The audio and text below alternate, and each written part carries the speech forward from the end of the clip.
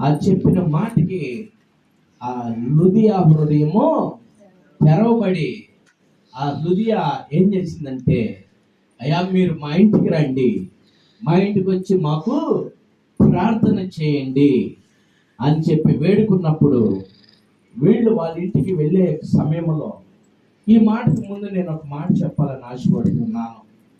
దర్శనం కలిగినటువంటి సావుకుడు, దర్శనం కలిగినటువంటి సావుకురాలు కానీ, వీళ్ళు దర్శనం కలిగినటువంటి వారు ఏం చేస్తారంటే, అన్నం పొయ్యి మీద ఏ రీతిలో అయితే తుగుతుగుతగో ఉడుకుతాదో కదా, అలాంటి భారము కలిగి ఉంటారు, అలాంటి బాధ్యత కలిగి ఉంటారు.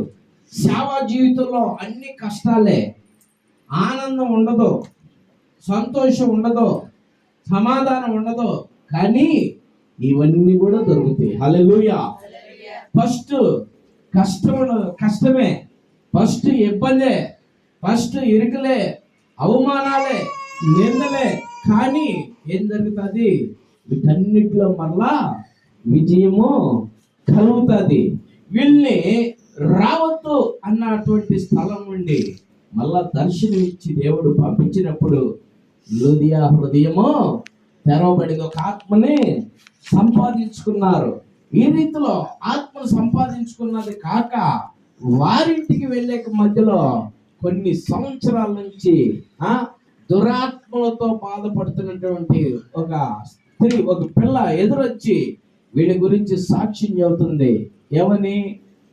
సర్వోన్నతమైనటువంటి దేవుని కుమారులు, వీళ్ళు సర్వోన్నతమైనటువంటి దేవుని కుమారులు అని చెప్పి వీళ్ళ గురించి సాక్ష్యం చెబుతుంటే, పౌలు గారు వాళ్ళు నోరు మూసుకుని అని గర్తించినప్పుడు ఆ బిడ్డకు కూడా విడుదల కలిగించారు. ఆ విడుదల కలిగించినందువలన వీళ్ళకి బహు శ్రమలు కలిగినాయి. ఆమెకి మేలు చేసినందువలన వీళ్ళకి బహు శ్రమలు కలిగినాయి. తీసుకెళ్ళి ఏం చేశారు? సరసాల్లో పడేశారు. సరసాల్లోకి వెళ్ళినందువలన వీళ్ళకి శ్రమే, కానీ సరసాల్లో కూడా దేవుడు వీళ్ళకి విజయాన్ని ఇచ్చాడు. హల్లెలూయా. అంటే దర్శనము కలిగినటువంటి సేవకులకి మొదట ఏం కలుగుతుంది? కష్టాలు ఉంటాయి, బాధలు ఉంటాయి, అప్పులు ఉంటాయి, అవమానాలు ఉంటాయి, నిందలు ఉంటాయి, అపహేళనలు ఉంటాయి. వీటిల్లోనే విజయాలను ఇస్తాడు దేవుడు. హల్లెలూయా. ఆత్మల భారం కలిగిస్తాడు, ఆత్మను నీకు అప్పగిస్తాడు. అయితే నువ్వు ఎలా ఉండాలంటే, అన్నం పొయ్యి మీద ఉడికేటప్పుడు ఏ రీతిలో అయితే తుకతుకలాడితో దేవుని పట్ల, సేవ పట్ల అంత ఆసక్తి నీలో ఉండాలా, అంత భారం నీలో ఉండాలా.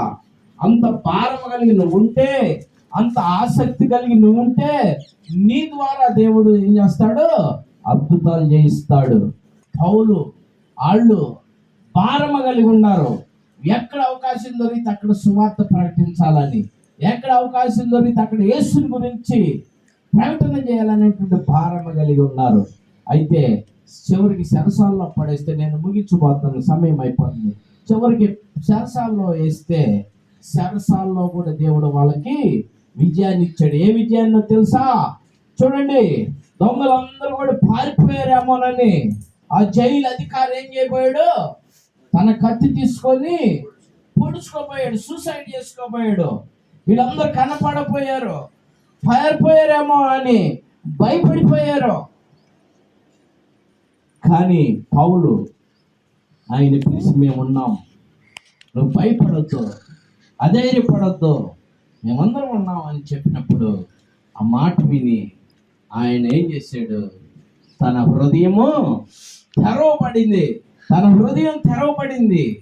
వెంటనే, దైవజనులారా, నేను నా కుటుంబము బాప్తిసం పొందాలా, నేను నా కుటుంబము రక్షింపబడాలా, నేను నా కుటుంబము అయ్యా మీ చేత మేము ఉపదేశం పొందాలా అని వేడుకున్నాడు. పిల్లారా, చూడండి, కారణం దేవుడు వెళ్ళి ఎలాంటి మార్గంలో నడిపించాడు?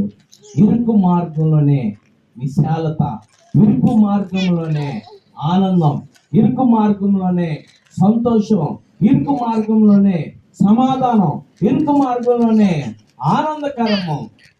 పిల్లారా, వాళ్ళు ఆ ప్రాంతానికి వచ్చేటప్పుడు ఎవరు తెలియదు, కానీ చాటు కూర్చున్నప్పుడు సమాధానకర్త, సమాధాన పాత్రురాలుగా విజయాన్ని దేవుడిచ్చాడు.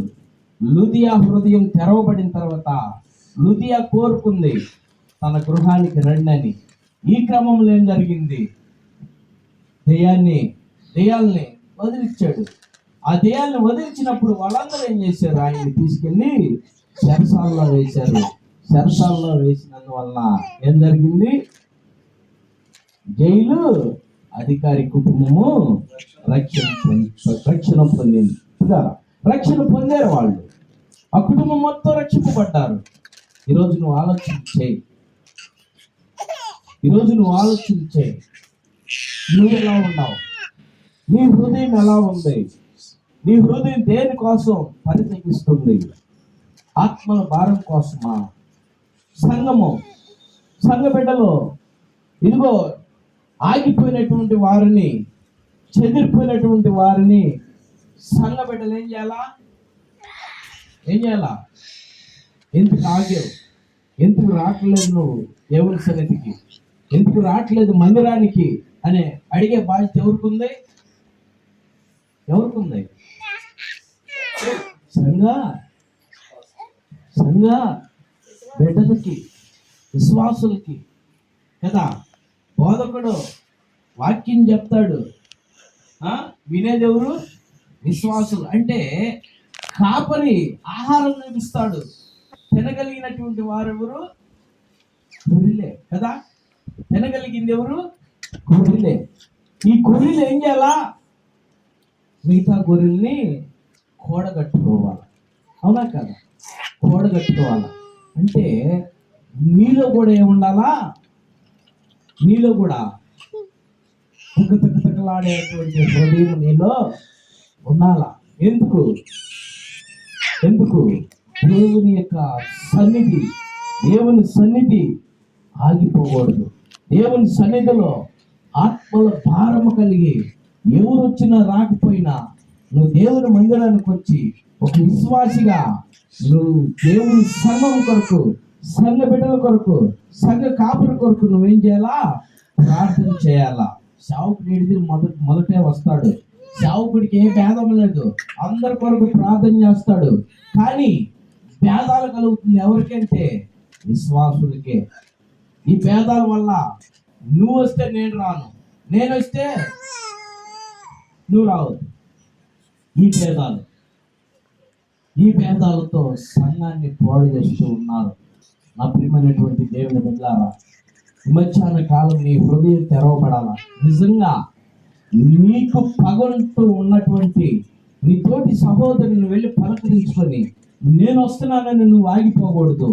అది దేవుని మందిరం, దేవుని సంఘం, అది దేవుని యొక్క అభిషేకం ఆడుంది. నా వల్ల నువ్వు నష్టపోకూడదు కదా. దేవుని మందిరానికి మనమిద్దరం సమాధానం పడతాం, మనమిద్దరం సంతోషంగా దేవుని మందిరంలో ఆరాధిద్దాం. నీ కుటుంబానికి, నా కుటుంబానికి క్షేమం అదని నువ్వు తెలియపరచుకోవాలా.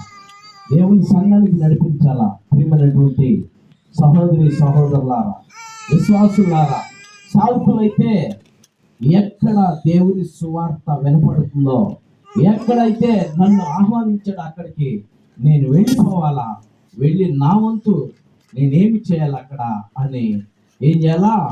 తీర్మానం చేసుకుని ఉండాలా. ఎందుకంటే దేవుడు మనకి ఇచ్చినటువంటి దర్శనం అదే. మనల్ని ఆత్మల భారం కోసం